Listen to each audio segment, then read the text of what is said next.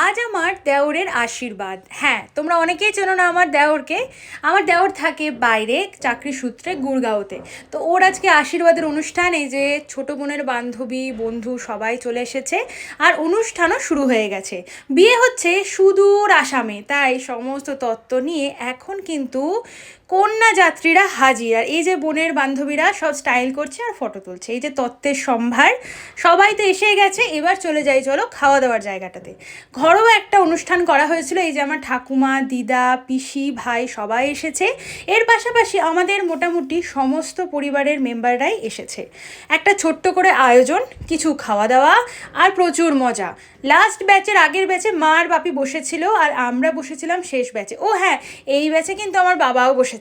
তার পাশাপাশি আমার কুলু মহারাজ, আর এই দিকে ছোট বোনের সব বন্ধুর দলেরা এসেছিল শান্তিনিকেতন থেকে। জানি না কেন ওদের আমার ভীষণ ভালো লাগে।